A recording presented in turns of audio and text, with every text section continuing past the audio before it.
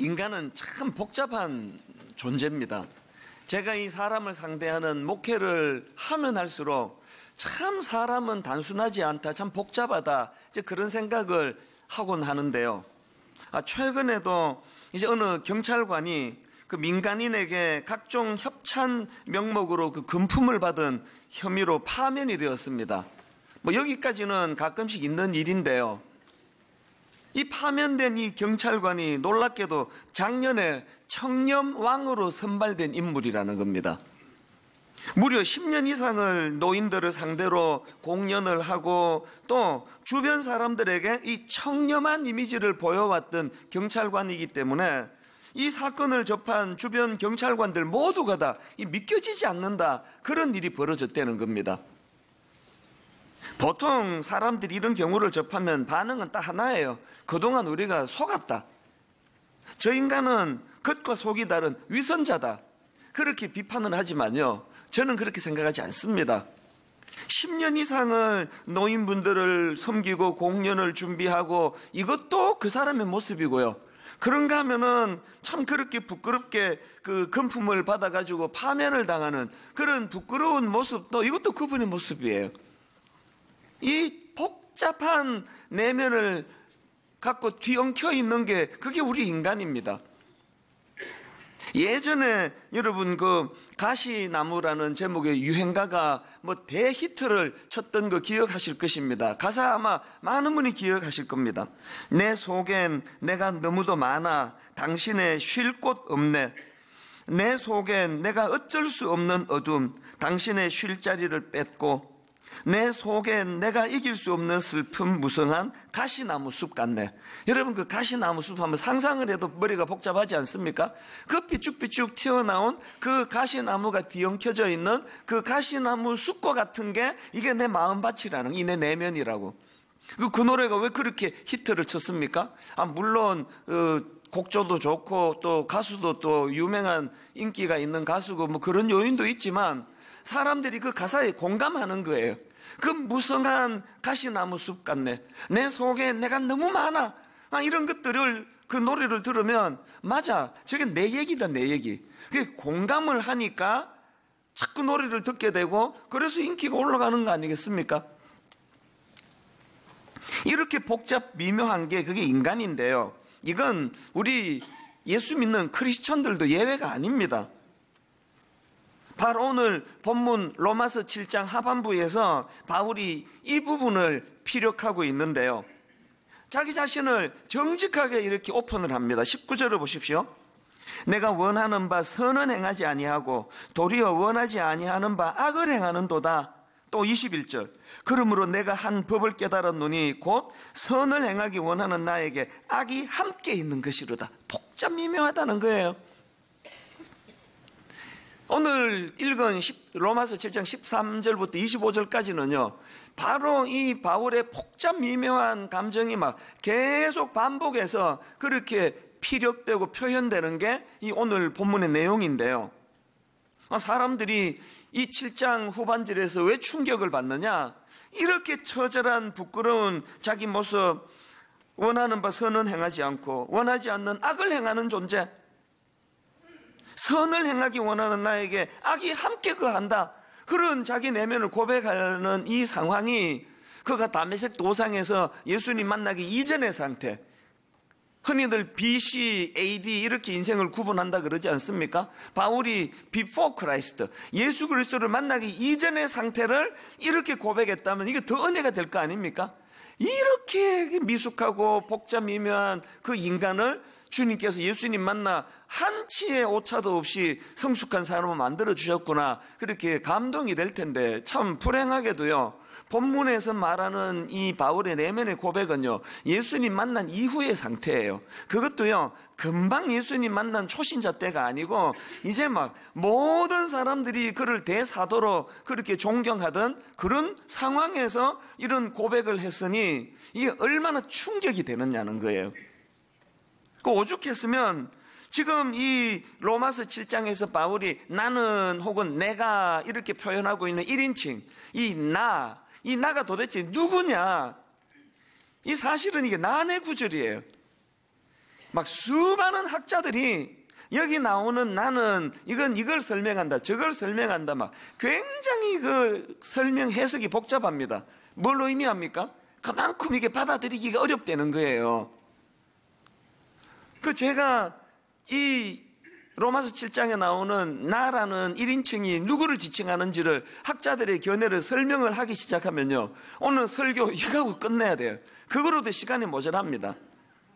그래서 제가 다 소개해 드릴 수는 없고요, 이 본문에서 지금 바울이 반복해서 묘사하는 나라는 1인칭이 이게 누구를 가리키는 것이냐를 크게 정리를 하면 두 가지로 대별이 됩니다. 이 첫 번째로는 본문에서 묘사되는 이 나라는 1인칭은 이 불신자를 지칭한다. 하나님 믿지 않는 불신자들의 내면 세계를 묘사하는 것이다. 이런 주장이 있습니다. 이런 주장을 하시는 분들이 주로 이제 내세우는 근거가 14절이에요. 자, 14절을 보십시오. 우리가 율법은 신령한 줄 알거니와 나는 육신에 속하여 죄 아래에 팔렸도다. 여기 나오는 이 팔리다라는 단어가 얼마나 강렬한 단어인가 하면요, 여기 나오는 이 죄 아래에 팔렸다 할 때 이 팔리다로 번역된 이 헬라어는 원어로 보면은 이 노예가 돈에 팔려가지고 이제 전적으로 돈에 팔려간 그 주인의 지배를 받는 상태, 이런 걸 설명할 때 쓰는 단어가 팔렸도다예요. 팔렸도다. 이 말이 되느냐는 거예요. 아니, 예수 믿는 사람이 어떻게 지금 죄에 붙잡혀가지고 죄의 속박을 받는 그런 상태라고 묘사할 수가 있느냐. 그래서 이거는 불신자, 예수 믿기 이전의 사람의 마음 상태를 묘사한 것이다. 보통 이렇게 설명하는 거예요. 18절도 마찬가지입니다. 내 속 곧 내 육신에 선한 것이 거하지 아니하는 줄을 아노니 원함은 내게 있으나 선을 행하는 것은 없노라. 아니, 어떻게 예수 믿고 변화된 사람이, 그것도 대사도 바울이 이런 고백을 할 수가 있느냐. 그러니 이것은 예수님을 만나기 전, 예수님을 알기 이전에 그 불신의 상태를 묘사한 거다. 이렇게 주장하는 게 첫 번째 주장이고요. 그런가 하면은 두 번째 주장은 뭐냐? 본문에 나오는 1인칭 나는 이미 예수 믿고 성화의 과정에 있는 신자들의 모습이다. 정반대의 주장이죠. 무슨 근거로 그런 얘기를 하느냐? 자, 16절을 보십시오. 만일 내가 원하지 아니하는 그것을 행하면 내가 이로써 율법이 선한 것을 시인하노니. 아니, 그 믿지도 않는 불신자가 율법이 선한 것이라고 시인하겠느냐? 이거 보면은 이건 믿는 사람 얘기 아니냐? 또 22절도 마찬가지입니다. 내 속사람으로는 하나님의 법을 즐거워하되. 그 불신자가, 하나님 안 믿는 불신자가 무슨 하나님의 법을 즐거워한다고 말할 수가 있느냐. 이거는 예수 믿는 사람들의 그 성화 과정에서의 내적인 갈등을 묘사하는 그 증거 아니냐. 이렇게 두 가지로 이렇게 대별이 됩니다. 이거 말고도요, 뭐 이걸 이방인과 유대인을 가지고 설명하는 학자도 있고 막 무지무지 설명이 많습니다. 그러나 이거를 이제 크게 대별하면 이렇게 두 개로 나눌 수 있다는 그 말씀이에요. 여러분은 이 둘 중에 어느 게 더 맞는 것 같습니까? 저는 후자를 취합니다. 방금 말씀드렸던 것처럼 여기에 그래도 부족하지만 율법이 선한 것을 시인하고, 그리고 내 속사람으로는 하나님의 법을 그 즐거워하는 그런 모습은 이건 믿는 사람이라야 가능한 거 아닙니까? 그래서 저는 후자를 선택한 사람인데요, 제가 후자를 택하고 이 7장을 읽으니까요, 막 바울이 막 실망이 되고, 이게 막 겉으로는 그렇게 대사도라 떠받들면서 속으로는 그냥 이건 뭐 완전 엉망이네, 이게 뭐 죄의 노예로 살아가네, 그렇게 실망이 되는 게 아니고요, 점점 존경이 돼요. 점점. 그 왜 점점 존경이 되느냐? 한번 생각을 해보세요. 바울이 지금 이 인간의 실존을 설명하면서 굳이 뭐 자기를 비유로 오픈할 필요 없잖아요. 뭐 저기 어떤 누구를 보니까 그렇게 설명해도 되는데, 자기를 지금 예를 들어서 그 인간의 비천함을, 연약함을 오픈하는 것도 귀한데다가요, 그렇게 자기를 들어서 설명하면 슬쩍 그냥 넘어가면 될 텐데 막 이렇게까지 상세하게 막 했던 거 또 하고 그 까니만 또 까고 막 그런 말이 있죠. 옛날에 우리 이렇게까지 자기를 까발킬 필요가 있느냐는 거예요. 그걸 보면서 제가 이야, 이 바울의 그 하나님 앞에서의 이 정직함. 사람들은 자기를 뭐 모르고 뭐 대사도다 어쩌도 하지만 내 속에서는 이런 갈등을 겪고 있다는 걸 정직하게 고백하는 그 모습이요, 너무 귀한 거예요. 본받고 싶은 거예요. 뭐 가끔 사람들이 그 이찬순 목사가 좀 솔직한 편이다 그런 얘기를 하지만 여러분 저는 몰라서 그래요. 제가 그냥 이렇게 오픈해도 되는 거 다 오픈하고 뭐 인물이 좀 그렇게 뭐 못생긴 거 이런 건 뭐 말 안 해도 다 하니까 이런 건 내 고백을 다 하지만요, 내 진짜 부끄러운 얘기는 고백 안 해요. 저 정직한 사람 아닙니다. 바울은 지금 말 안 하면 아무도 모를 이런 깊은 이야기를 지금 다 드러내고 있는 거예요. 이게 참 너무 귀하고요. 그런가 하면은 제가 결정적으로 귀하게 생각하는 거는, 자, 여러분 이 흐름을 한번 보십시오. 15절에서 바울이 뭘 고백합니까? 자기의 부끄러운 걸 이렇게 이야기합니다. 내가 행하는 것을 내가 알지 못하노니, 이 자기의 무지를 이렇게 드러내고요. 그런가 하면은 18절에 가서 보니까 내 속 곧 내 육신에 선한 것이 거하지 아니하는 줄을 아노니 원하면 내게 있으나 선을 행하는 것은 없노라. 무슨 뜻입니까? 15절에서 난 뭘 해야 되는지도 모르는 무지한 인간이다. 그러면서 하는 말이, 알면 또 무슨 소용이 있느냐. 나는 알지만 안대로 나는 행하지 못한다. 그러니까 뭐 이거 뭐 총체적으로 자기의 결함을 드러내는 거 아닙니까? 나는 무지하고 뭘 해야 될지도 모르는 인간이고 뭘 해야 되는 거 아는 대로 행하지도 못하는 나는 그런 초라한 인간이라고 자기가 자기를 고백하는데요. 제가 여기서 왜 바울의 귀함을 발견하는지 아십니까? 이렇게 고백하는 바울의 21절을 한번 보십시오. 그러므로 내가 한 법을 깨달았노니 곧 선을 행하기 원하는 나에게 악이 함께 있는 것이로다. 제가 바울의 귀하다고 하는 게 이거예요. 바울은요, 여기 나오는 깨달았노니 자기가 그런 존재라는 걸 철저하게 깨닫고 인식했다는 거, 이게 위대한 거예요. 왜 그러냐? 목회를 해보니까요, 사람은 자기를 몰라요. 진짜 자기를 모릅니다.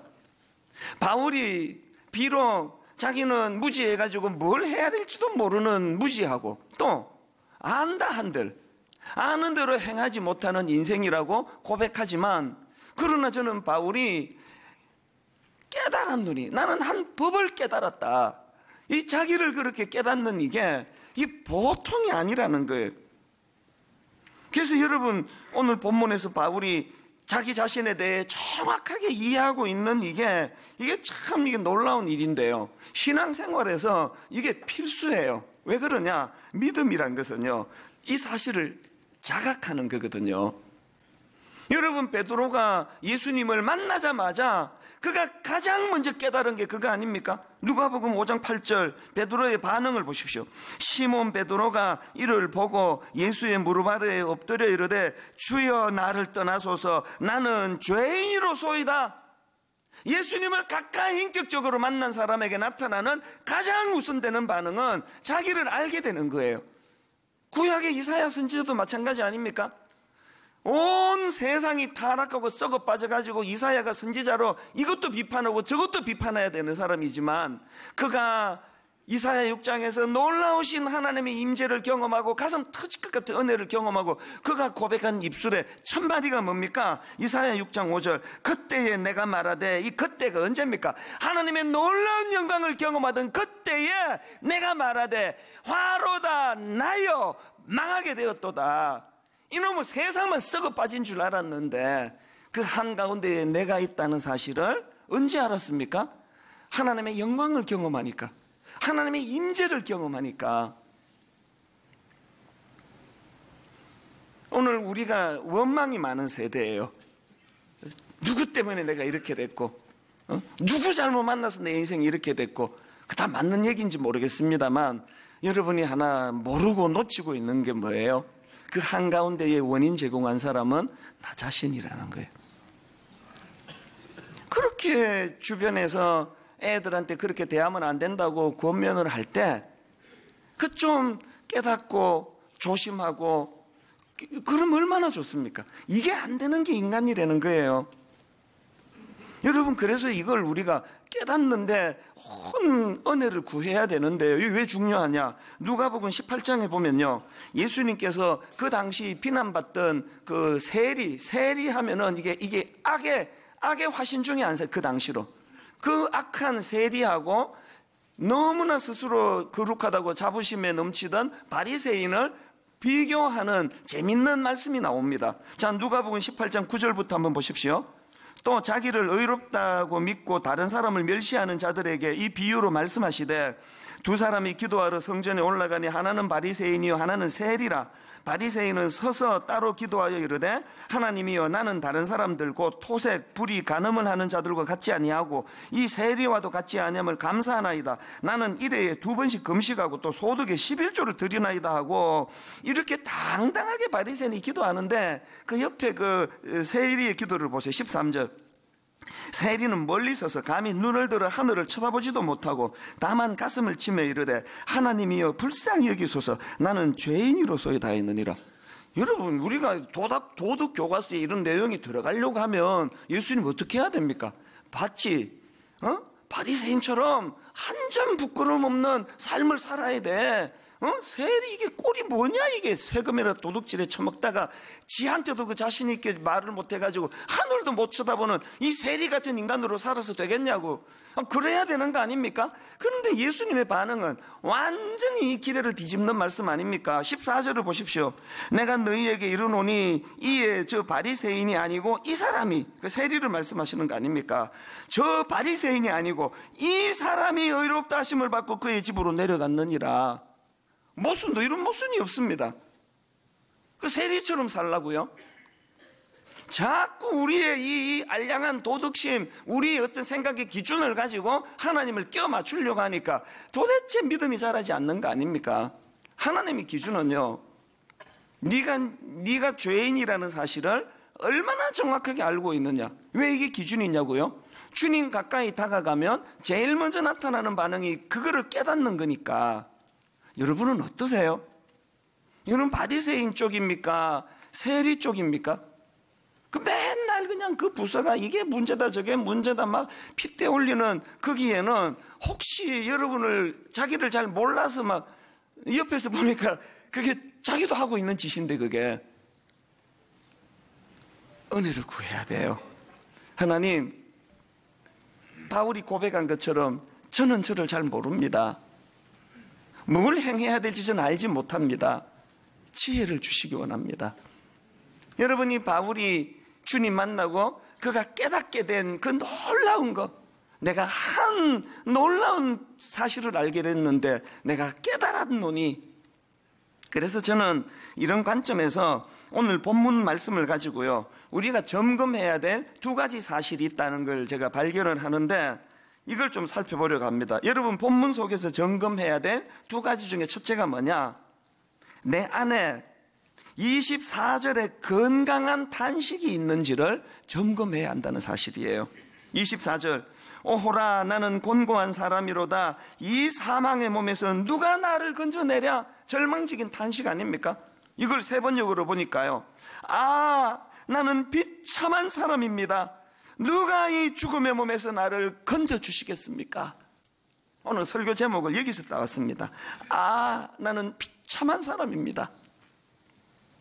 이 고백이 왜 필요한가 하면은요, 지금 바울이 로마서 7장에서 드러내고자 하는 포인트가 2가지가 있는데요, 하나는 율법의 무능력을 지금 드러내기를 원하는 거예요. 이 율법은 죄의 권세 아래 놓여있는 초라한 인간을 도울 수 없다, 이 한계를 지금 로마서 7장에서 드러내기 원하고요. 그런가 하면 또 한 가지가 뭐냐, 이미 구원받은 우리라 하더라도 여전히 우리는 죄의 권세 아래 놓여있는 무기력한 상태임을 자각해야 된다. 바울은 이걸 지금 강조하기 원하는 거예요.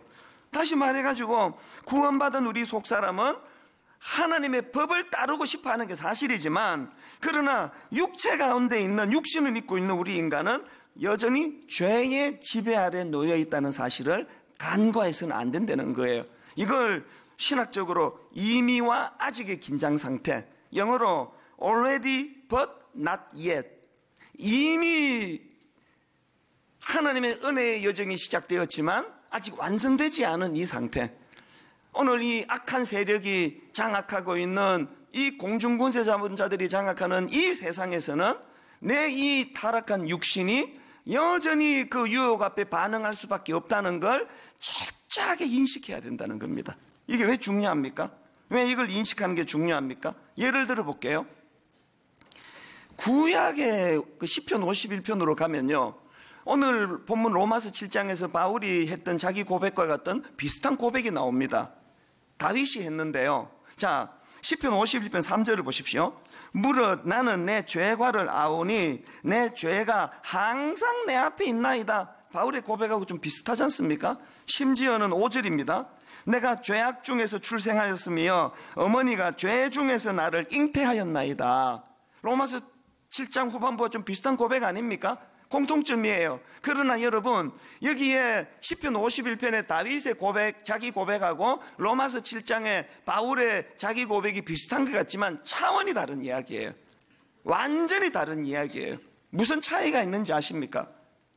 오늘 본문 로마서 7장에서의 바울의 자기 고백은요, 죄 짓기 전에 했던 고백이에요. 다윗은요, 그 더러운 가정 파괴범, 그 남의 가정 파괴하고 사람 죽이고 그 악한 짓을 다 저지르고 난 다음에 한 고백이에요. 이 차이를 아시겠습니까? 베드로도 마찬가지 아닙니까? 베드로가 예수님 십자가 지실 때 유명한 사건, 닭 울기 전에 예수님을 3번 부인했던 그 비참한 사건이 그 마가복음 14장 31절에, 저는 이 마가복음 14장 31절이 참 흥미로워요. 한번 보십시오. 베드로가 힘있게 말하되 내가 주와 함께 죽을지언정 주를 부인하지 않겠나이다 하고, 저는 이 구절에서 제일 눈길이 가는 게 힘있게 말하되, 힘있게 말하되, 막 자신만만한 거예요. 힘있게 말하되. 그랬던 베드로가 어떻게 됐습니까? 누가복음 22장 61절, 주께서 돌이켜 베드로를 보시니 베드로가 주의 말씀 곧 오늘 닭 울기 전에 내가 3번 나를 부인하리라 하심이 생각나서 밖에 나가서 심히 통곡하니라. 베드로가 자기가 연약한 존재라는 걸 언제 깨달았습니까? 사건 이전입니까? 사건 이후입니까? 이게 바울하고 결정적으로 다른 거예요. 앞에서 자기가 주님을 만나고 나는 죄인으로소이다 고백까지 했는데, 베드로가 간과한 게 뭐예요? 여전히 오늘 이 본문으로 제가 빗대어 말하자면 여전히 율법을 의지하는 태도 아닙니까? 여전히 자기의 도덕심, 내가 가지고 있는 어떤 행위, 딱 이게 오늘 우리의 상태라는 거예요. 저는 그 닭 울기 전에 베드로의 이 미숙한 모습을 볼 때마다 어느 구절을 제가 묵상을 하는가 하면요, 마태복음 26장 33절을 보십시오. 베드로가 대답하여 이르되 모두 주를 버릴지라도 나는 결코 버리지 않겠나이다. 자신만만하게 이야기하니까 바로 그 다음 구절에서 예수님이 교정해 주시거든요. 34절, 예수께서 이르시되 내가 진실로 내게 이르노니 오늘 밤 닭 울기 전에 내가 3번 나를 부인하니라. 주님께서 옆에서 이렇게 자기 생각을 교정해 주시면 이때 깨달았으면 얼마나 좋았겠습니까? 이때 이게 시간으로는 몇 시간 차이가 안 나는 이야기예요. 여러분, 우리가 24절에 바울의 이 탄식이 왜 필요합니까? 범죄하기 이전에 오호라, 나는 공고한 사람이로다. 3번 역으로, 나는 비참한 사람입니다.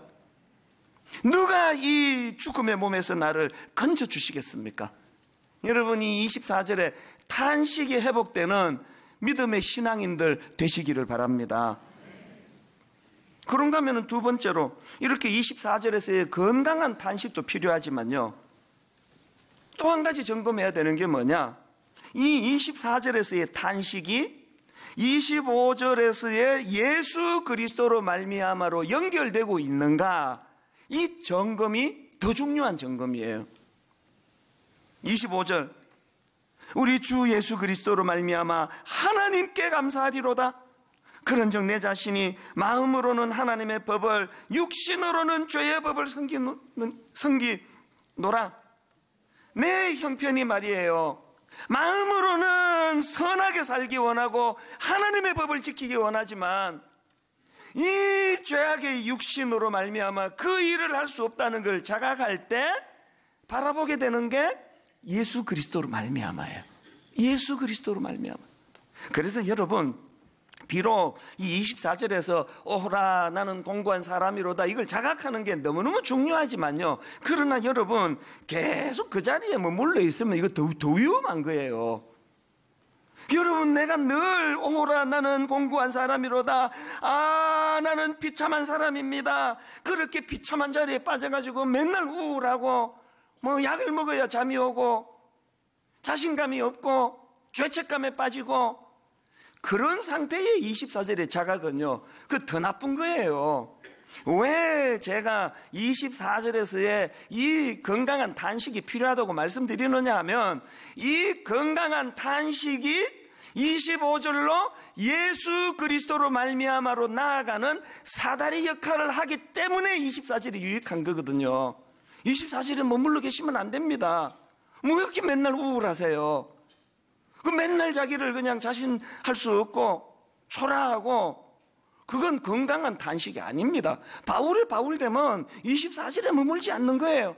그렇게 초라한 단식을, 누가 이 사망의 몸에서 나를 건져내랴 절망적인 고백을 하지만 그것으로 단락이 아니고, 그렇기 때문에 우리 주 예수 그리스도로 말미암아 이 십자가 지신 예수 그리스도를 보내주신 하나님께 내가 감사하고 또 감사합니다. 사실 인문학에서도요, 인문학을 공부해야 된다, 인문학 책을 읽어야 된다, 그런 얘기하는 건 인문학에서 강조하는 게 바로 이거거든요. 네 자신을 좀 알아라. 소크라테스가 너 자신을 알라, 그렇게 한 건 네 자신의 한계를 깨달아라, 이게 7장 24절하고 맥이 통하는 얘기 아닙니까? 그러나 여러분, 인문학하고 성경이 결정적으로 다른 게 뭔지 아십니까? 인문학에서 강조하는 것은 이렇게 자기의 자신의 한계를 인식하지 못하는 삶은 무리수를 둘 수밖에 없으니까 불행해진다. 그러니까 자기 자신의 한계를 직시하고 절제해라, 참아라.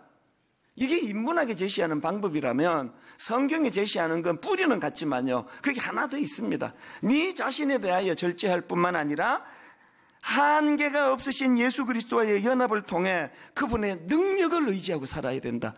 그리고 그 일이 가능하도록 도우시는 성령님을 바라보고 살아야 된다. 그래서 여러분, 바로 다음 이제 로마서 8장, 제가 너무너무 기대하고 있는 이 로마서 8장이 성령님 말씀으로 꽉 차 있는 거예요. 인문학 공부도 하시고요, 성경도 읽으셔야 돼요. 네 자신은 알라, 소크라테스 말에도 동의를 하시고, 그러나 그래서 나는 아무것도 할 수 없다라고 옆길로 새지 말고 그 사다리를 타고 예수 그리스도로 말미암아라는 이 은혜의 자리로 나아가시기를 바랍니다. 옛날에 저는 솔직히 저 자신이 참 쥐뿔도 없으면서 이 교만이 참 머리 꼭대기까지 올라가서, 제가 이 대학 다닐 때는 우리 기독교가 좀 유치하다 그런 생각을 했어요. 막 가사도 유치하고요.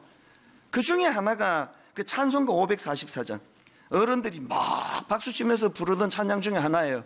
울어도 못하네, 눈물 많이 흘려도 겁을 없게 못하고 죄를 씻지 못하니 울어도 못하네. 제가 544년 별명을 지었는데 못하네 시리즈 찬양이에요.